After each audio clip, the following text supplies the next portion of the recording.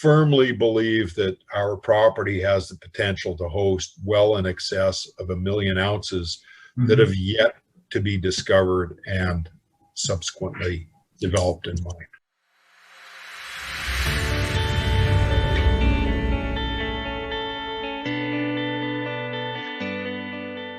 So, Dale, if I take you for our viewers, that what is the current status of the two projects, the Oro Cruz and the American Girl? At which stage we are standing? What is happening day by day there, and how do you project in the short and the long term of these projects being developed in the future? Well, as you know, our primary project is the Oro Cruz Project, located in southeastern California in Imperial County. And Oro Cruz is it's a brownfields project, that meaning that it has been a producer in the past, or it's currently producing. And in our case, we're not producing gold, but there is an active aggregate and asphalt batch plant with different mineral tenure on the property. So this is all important to us because as we move forward, the fact that this property has been disturbed by historical mining activities is very important in the state of California. So it was a mine in past. Oh yeah. That's what I understand. So let me expound upon this. So the Oro Cruz project is comprised of 3 separate areas that have been historically mined. One of those areas is the American Girl, American Boy area. Another is the Padre Madre area. And the third is the Oro Cruz, or the Cross and Queen area. Cool. And each of those areas has been mined historically. And how many years ago? Maybe a decade ago or century ago? Well, it's interesting because the Oro Cruz project is probably the site of the very first gold mining in the state of California. Oh wow! And California is its nickname is the Golden State. Yeah. And so when the Spanish missionaries moved north from Mexico over what is today the Mexican-American border, there are reports of gold mining where we are located. So then, as you know, in 1849 there was the great discovery in the Sierras of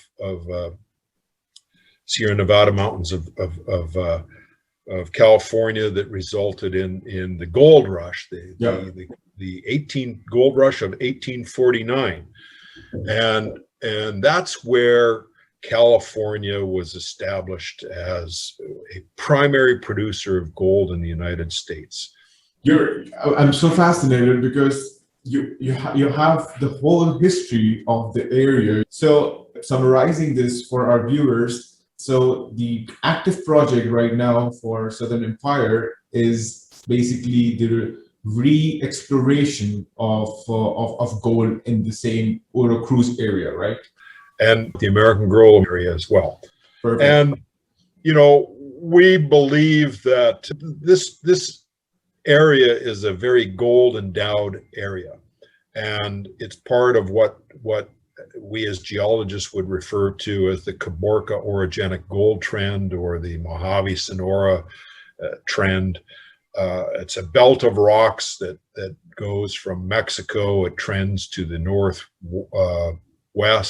crosses into California, and at the north end of the belt is the Mesquite gold mine, which in 2020 produced 140,000 ounces of gold.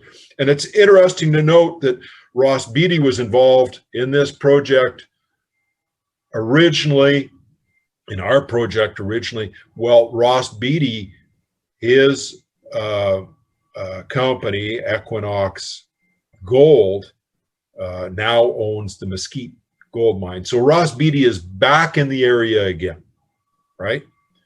Now, when you move south of the Mexican border, in that part of the trend, there's quite a number of 1 million ounce gold deposits from historical production or 1 million ounce deposits yet to be producing. And the granddaddy of the deposits produced, I think it was somewhere in the neighborhood of 420,000 ounces of gold in 2020. So a terrifically gold endowed belt of rocks. And on our Oro Cruz project, we don't have a hard number, but we believe that historically there's been about 750,000 ounces production off of our property. We firmly believe that our property has the potential to host well in excess of 1 million ounces that have yet to be discovered and subsequently developed and mined.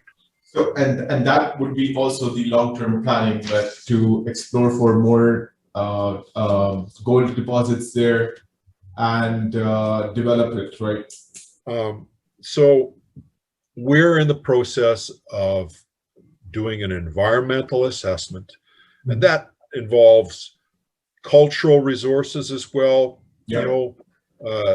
native history, the history of the gold miners that were active in the 1900s. And this is a process that takes a lot of time and a lot of studies, and it takes money. And let's face it.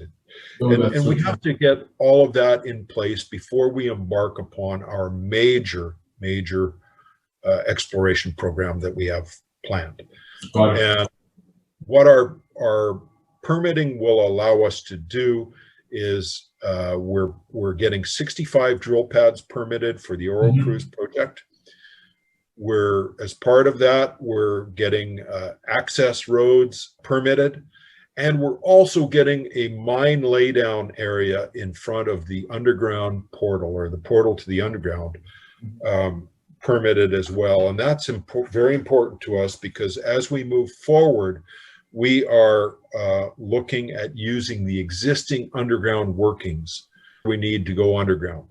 Generators, compressors, mine shop, all of that. So we will be for sure in next couple of months, or maybe very soon, when you will have these permits and you will start doing these processes, we will be very happy to see the pictures. So we have some other permits in place. They're notice level permissions from the Bureau of Land Management to look at drilling the existing historical leach pads. And I say it's not really exploration, it's more of definition and delineation work. And we did an initial round of sonic drilling on those. And guess what? There's gold in the material that they extracted gold from in the 1990s. It's kind of somewhat expected. Now, having said that, we don't know how much gold or the exact quantity. There's somewhere between 6 and 8 million tons of historical leach pad materials. And we've done a first phase of sonic drilling. We are now doing, as we speak, we're doing metallurgical studies to look at, okay, we know there's gold there. How much of that gold can reprocess or recover from reprocessing efforts? So that's the sort of the next stage there. When we have some answers to that, then we'll look at going out and doing more sonic drilling to quantify the amount of gold that exists in those historical leach pads. Now, Dale, once again, thank you so much for giving us a very detailed overview, giving us a historical background of the site, which we don't get to see in the presentations, in news releases normally. I would like to put you in a hypothetical situation that imagine you're a European investor living in Germany, maybe not much aware of mining, exploration, development projects, maybe never hold gold in your hand in your whole life, why would you get motivated to be interested in Southern Empire resources?